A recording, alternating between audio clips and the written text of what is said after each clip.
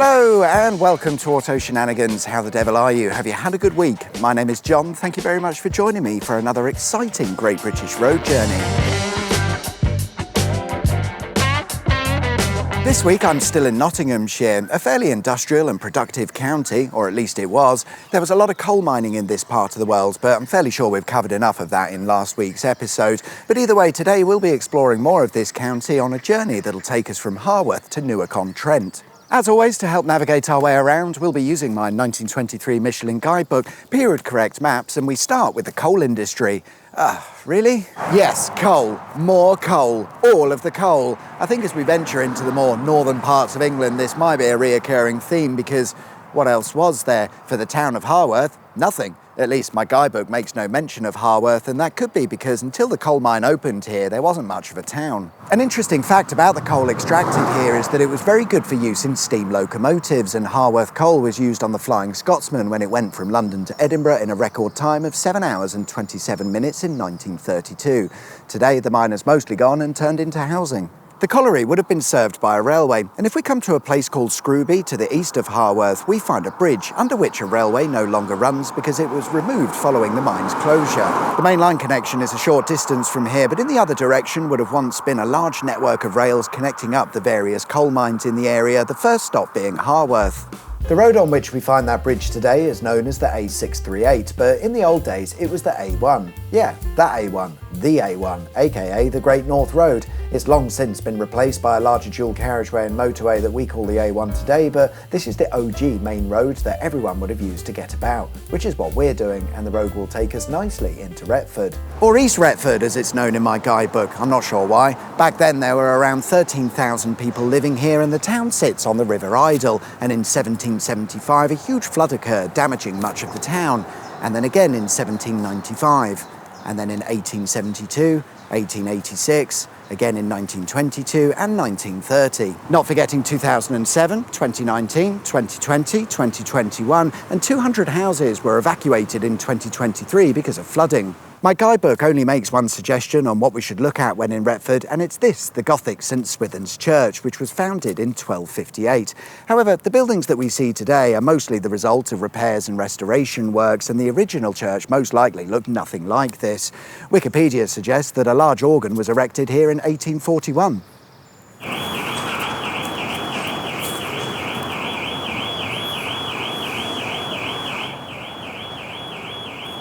I'll just wait.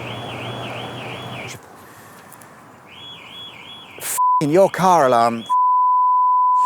And that's about it for Retford. It's a fairly uninteresting place, it would seem. We're going to continue along the A638, aka the old A1, which takes us through Markham Moor, where there's a hyperbolic paraboloid! Yes. Quite. That'll be the Markham Moor services then. At this point, the A638, or old A1, becomes the B1164, which is still the old A1, and this takes us nicely to our next destination, which will be the village of Tuxford. However, before we get there, I wanted to make a quick stop to take a look at Tuxford Windmill, which is found to the north of the village. It's interesting because it's very rare in as much as it's a still functioning commercial windmill. It's been operating for over 200 years, and in that time they've been milling grains and wheat to make flour, and they're not cheating either. It all works like it used to, wind-powered sails driving huge millstones, and if you like, you can buy some of their produce in their shop. And I like this. This is proper old-school food production, isn't it? It couldn't be any further away from today's mass factory-produced garbage. As for Tuxford itself, in the days of my guidebook, a very small village with around 1,100 people living here. Today, that's increased to about 2,800, and my guidebook suggests that maybe we'd like to take a look at the local parish church. We would not, and instead I thought we'd take a look at Tuxford's prison. Oh, is this it? It doesn't look like much of a prison, does it? But it is, sort of. Back in the old days, say in, I don't know, 1823, lockups like this were quite common and were used as temporary detention places for undesirables and local youths who were up to no good. With Tuxford being such a small village, it had no courthouse or way of processing these individuals, so they would be held here until such a time that they could be transported to another courthouse, usually in the nearest town. It was quite basic, really, featuring 2 cells, a couple of windows, barred obviously, and a little bit of ventilation, and there are 3 surviving buildings like this across the entirety of Nottinghamshire. Interestingly, whilst nothing remains today, it's said that behind the lockup was once a pinfold. This is an area used to house stray animals until such a time that they can be returned to their owners or sold on to make dog food. To the south of Tuxford is RAF Ossington, a long since demolished airfield that was constructed during the Second Small Disagreement of 1939 to 1945. Interestingly, the airfield's runways were ground up to be used as aggregate in building the new A1. But the reason for my visit is that today the public roads run right through the middle of the old airfield and along the course of the old runways, so it's the closest that my Saab is ever going to get to being an aircraft. The road did actually exist before the airfield came along. It was removed to allow for its construction, and then when the airfield closed, it was reinstalled. However, not on the original alignment. The road used to go this way, then airfield, and now the road goes this way, but there is a small piece of the original road that's left over today. Cleared for takeoff! Not with these potholes. Jesus Christ.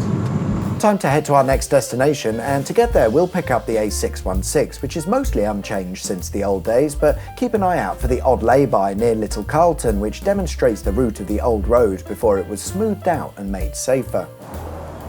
Oh dear, how are we going to get around this gated bridge? Oh, I'm just not sure. Don't know what to do. Oh dear. We'll just nip round here, shall we? See you later, Dick!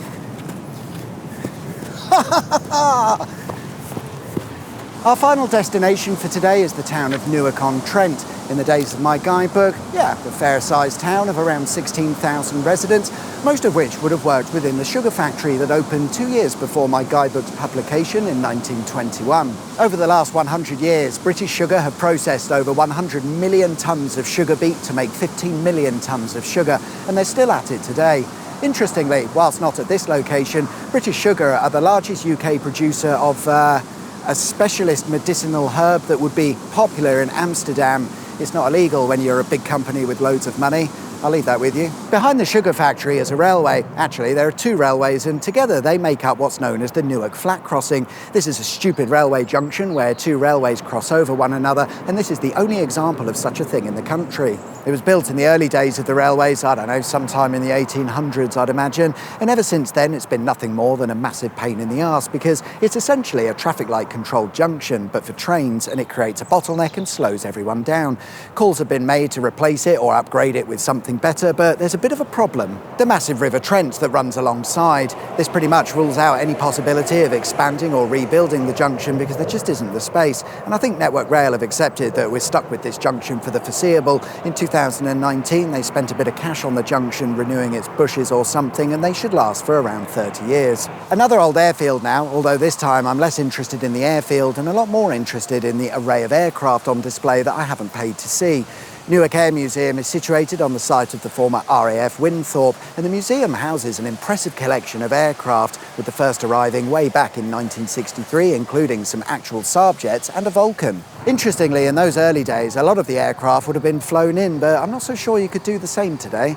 The museum is open 361 days a year. Take note, Cotswold Motoring Museum. No, I haven't forgotten.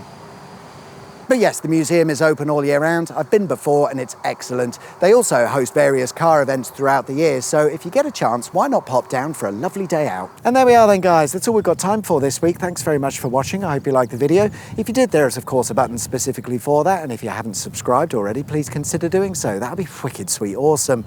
Enjoy the rest of your week, whatever it is you get up to. My name's John. You've been watching Auto Shenanigans, and I'll see you guys next time for another exciting Great British Road Journey. Until then, take care. Bye-bye.